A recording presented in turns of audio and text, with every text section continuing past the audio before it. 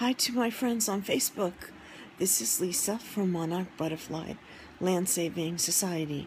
I just want to say that I've come up with some incredible ideas to help the desert lands grow and be fruitful, to get cool, to grow a strength in the ground, taking away the instability caused by having sand instead of soil, and many things that can be brought to bear that will bring rainfall and food and all kinds of riches for people and animals who are suffering in the desert.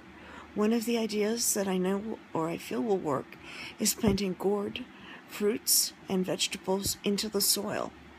A simple watermelon placed deep into a sandy area like in a desert and covered up, and if the more of these planted in or placed there, the better, the more chances that the animals living deep in the soil, trying so hard to escape the desert heat and drought, will find food and sustenance. There'll be moisture, there's fruit, there's liquid, which is water, and there's also so many seeds in a gourd vegetable like a cantaloupe or a watermelon or a squash or a honeydew, or I'm sure you can think of many that are indigenous to your areas.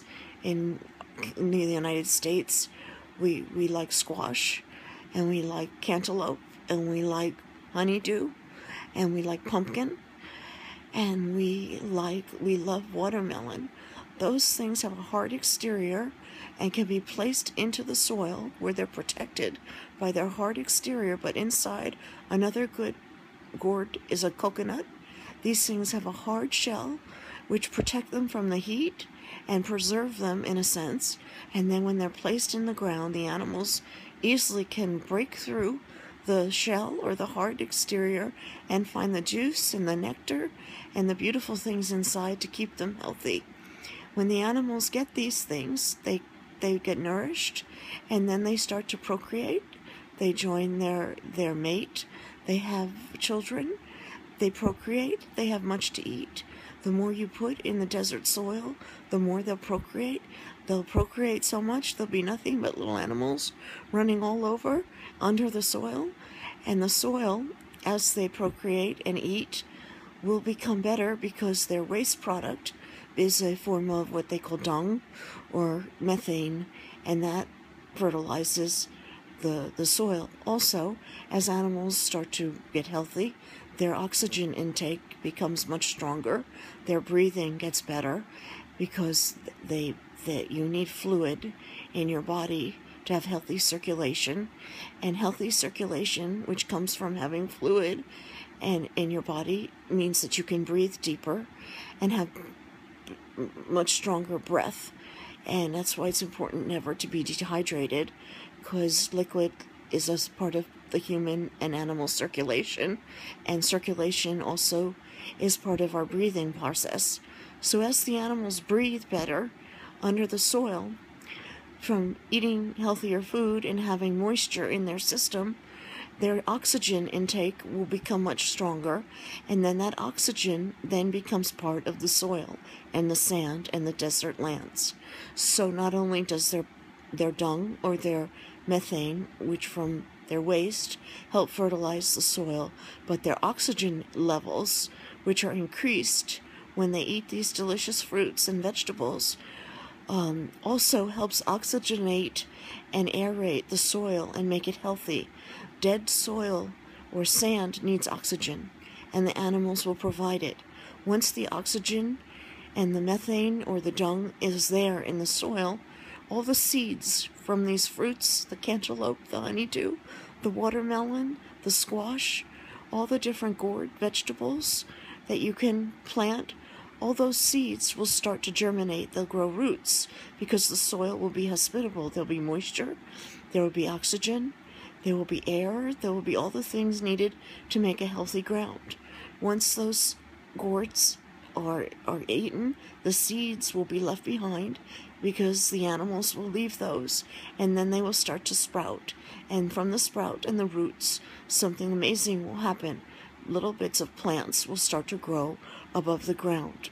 And below the ground,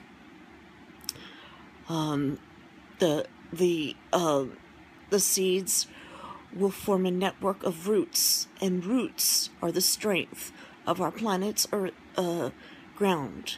Sand has no roots, and it's unstable, and when the winds come, it blows every which way.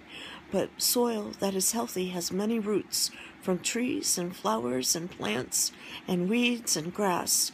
So once the seeds take root under the soil, a network of roots will develop, and the roots become a strength, holding the ground in place, holding a stability in our earth, holding the sand down so that there's not so much sand blowing into our air, strengthening our planet.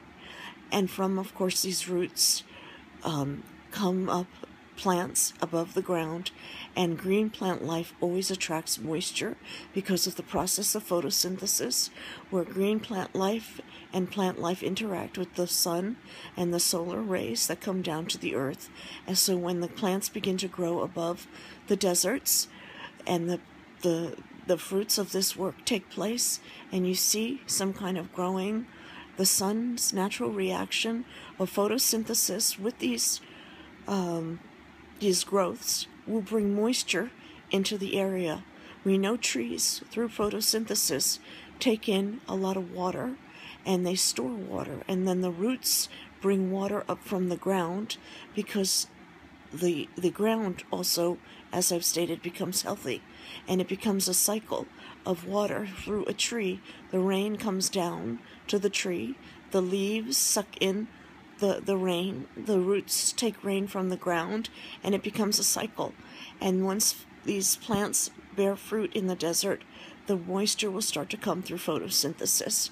The vapor that arises from the moisture will rise into the air, and the air around these plants that grow in the desert will then become less dry and less hot and less arid, and will become much more full of humidity and much more full of water. And that's how rainfall begins and the climate starts to change. In addition, the rains and the water that come about from things that grow in the earth is fresh water, so needed and so important to the human body. The water in the ocean is salt water, and that's a different type of water. We're losing fresh water on the planet because of so many deserts growing here. We have much salt water, and we have to treat our water or put water filters on our water faucets or buy distilled water to take the salt out. If we do this with our deserts, then there will be the opportunity to create water again, except it will be fresh water, not salt water.